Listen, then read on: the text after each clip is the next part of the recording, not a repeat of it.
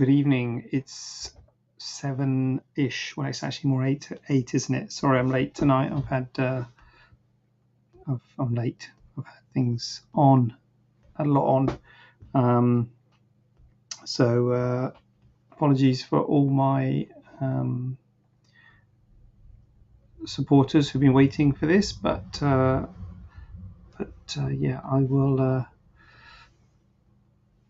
I will make it up to you because I've got some great Q's and A's here. And if you have your own Q, then please get in the queue and post it, and I will A it if I can. So TikTok's notifying my viewers I'm live. Okay, that's why there's no one there. Okay, that's fine. I'm sure as soon as they notify. Oh, it's just closed. That happens when I play Clash and Clans. Sometimes it just closes instantly. Okay, so I'm going to dive right in because I know you've all been waiting and you're all waiting patiently. So I'm just going to get on with it and answer my first question, which is, can I have a mole removed if my platelets are low? I mean, I guess it depends on how low your platelets are, but in general terms, if you're managing to function normally, I imagine your platelets won't be ridiculously low. So if you sort of like touch someone and you bruise sort of thing, then you'd be thinking, should we be doing this? But if you and you obviously know your platelets are low, so that if you've been seen by a doctor and investigated and managed to live a sort of relatively normal life, then the answer to that is yes, because a mole removal is a relatively simple procedure, and also it's a cutaneous procedure, which means it's just on the skin. We're not doing anything deep. So the risk of having low platelets is that you will bleed because you may not clot so well, and bleeding in cutaneous surgery is not a major issue because it'll either be sort of bleeding, out, so you can just press on it with a tissue, or I guess worst case you might bleed inside and form a little bit of a hematoma. But because it's kind of all cutaneous, it's all on the skin, then it's not going to cause sort of major issues. It's just going to mean the area where you had your surgery might swell up a bit and maybe a bit bruised. So the consequences are not significant. And so as a general rule, if you have a low platelets, sorry, I don't know what's happened here. Don't really want this to be here. Yeah, so I would say as a general rule, the answer to that is yes. You can have your mole removed if your platelets are low, but I would preface that with kind of, obviously we'd have to see how low your platelets are and how affected you are by it. But if you're managing to live a relatively normal life and they're within acceptable levels, then I would say, yeah, that's low platelets would not affect a surgery like a mole removal. So, sorry, TikTok is getting overloaded, obviously, with the amount of number of people on the server since I've come on live. So that's overwhelming the system. So it keeps on crashing. It's either that or the fact that my iPad's about 20 years old, one of the two. So, hold on a minute. Sorry, I've glossed over that question. Will my skin be flat straight after having a mole removed? I mean, we aim for it to be flat, but often you have little bumps, which are called dog ears, because when you do a mole, most moles are round, and if you cut out a circle and stitch it, you get big bumps. So we have to make it into an ellipse. So that makes the scar slightly longer, because that makes the diameter slightly longer by making it into an ellipse. And what we try to do is we try and make the ellipse as short as possible, because obviously you want the scar to be as short as possible. But the shorter the ellipse, the bigger the bumps. And personally, what I try and do is make a shorter scar with potentially little bumps at the end of the scar, because after a few weeks, usually about 6 weeks, get you massaging it to help those bumps to settle down, and the bumps usually settle down. If they don't settle down, you can cut them out and make the scar a bit longer, but it's, in my view, better to do it that way than make a long scar which is flat, because then it's a long scar. I'd rather make a short scar with maybe little bumps at the end, which will hopefully settle. Because if they settle, then obviously you've got a shorter scar. If they don't settle, then you could say, oh, you should have made a longer scar and made it flatter. But that's the judgment of things. And so, we're always trying to make things perfect, but sometimes they are issues, and it's just maybe important for you to understand the thinking about why you've got the bumps. It's because we've tried to make the scar as short as possible. Often there isn't, to be honest, any significant bumps, to be honest with you, but if there are bumps, that's why they're there. Can I invite another creator to co-host and make new friends? Okay, fine. Anyone in mind? Can we remove a prominent area of fatty tissue below the knee? Yes, we can. I mean, again, it's like anything, you'd have to see a picture of it because I haven't seen this, but just in general terms, you can remove prominent areas of fatty tissue. And when you're removing prominent areas of fatty tissue, you've got to think of whether the skin needs to be addressed or not. Because if the skin doesn't need to be addressed, then you can look at things like liposuction, because that will remove that fatty tissue. But if there's extra skin as well, then that might be excision. So those are the kind of two options for removing prominent areas of fatty tissue, liposuction or excision, depending on whether we need to take skin out, in which case excision would be the way to go. But in general terms, yes. But often we'd have to look at you, and if your weight's a bit high, then weight loss would be the first port of call for that sort of stuff. And so there might be things around it, might be questions around it. I have a small lump in my lower lumbar area above my spine under skin, and it's noticeable and palpable when I bend forward, and it's not growing. What could it be? It causes stiffness when I bend forward. Okay, so what have we got here? We got a lump in my lower lumbar area above my spine under my skin. I mean, lumps subcutaneous, or lumps under the skin. Subcutaneous is a fancy word of saying under the skin. I mean, common things are cysts and lipomas, and they can happen anywhere in the body.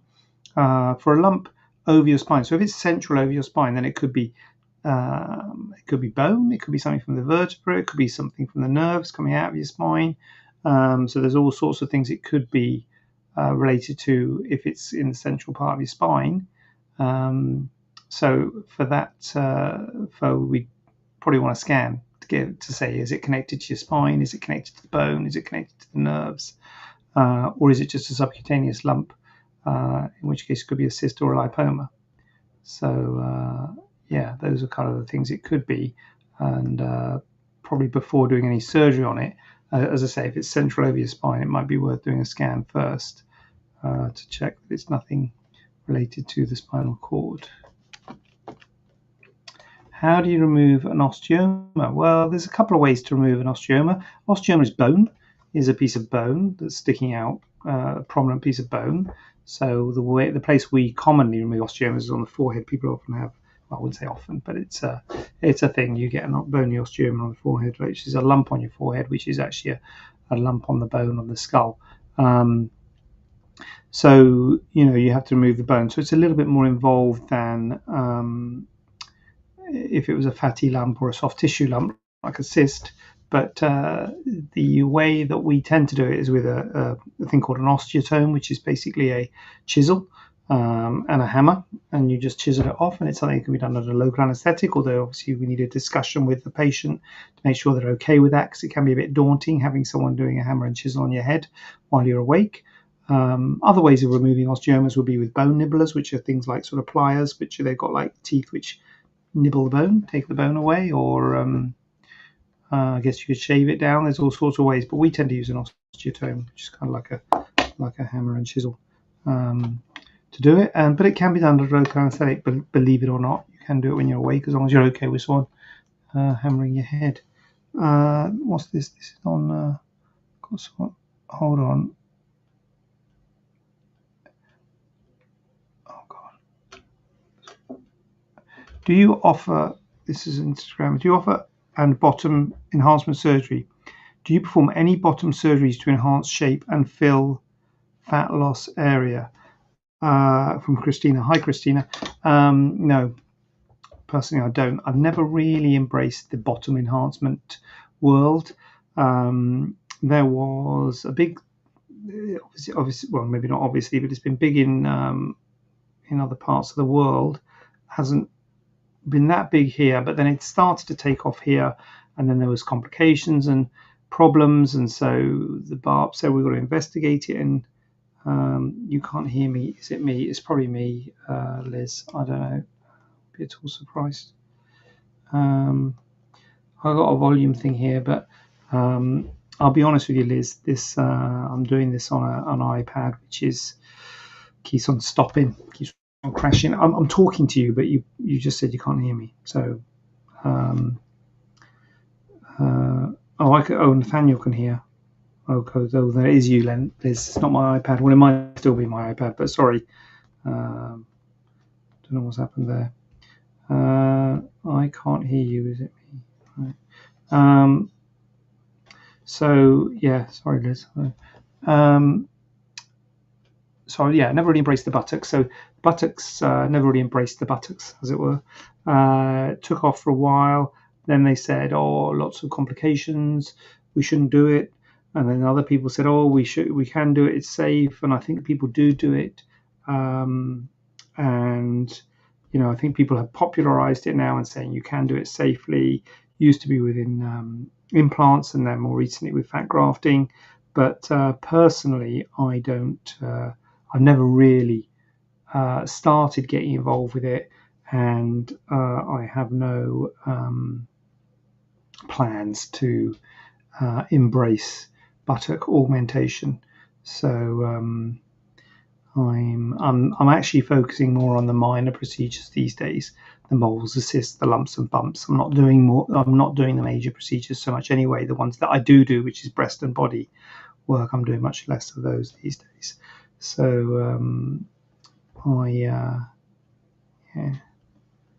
number one, gift a badge. So I don't do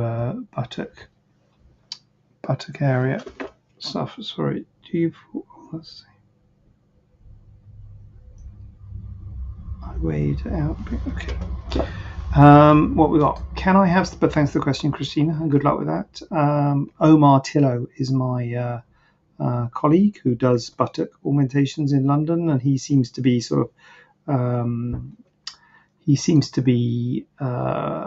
paving the way for buttock augmentation, saying it's safe and publishing work and doing it in a safe way. So he's someone you could maybe look up, Omar Tillo, who are Tillo first name. So yeah, he seems to be running with the buttock augmentation baton, a baton that I never really picked up personally. So sorry, I can't help you with that. Can I have surgery if I have a pacemaker? I would like liposuction.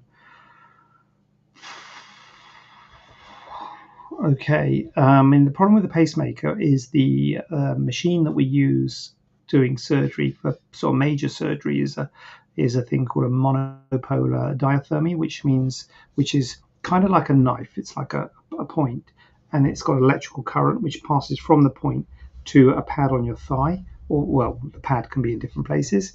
And when you have a pacemaker, because it's like a metal box, the current can go to the pacemaker and can cause burns.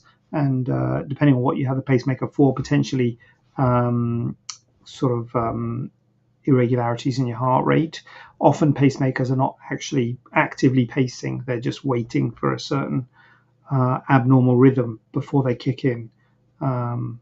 But either way, it's a problem, and it's a problem because it's a metal box underneath the skin, so it's not good to use monopolar diathermy.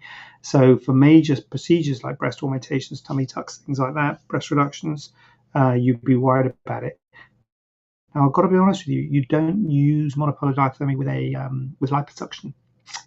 So then that would then go down to the anaesthetist to see whether they're happy in anaesthetizing you. And I guess it would depend on, I'm presuming, I don't know if this is a fair assumption, that you're kind of well if you're considering liposuction.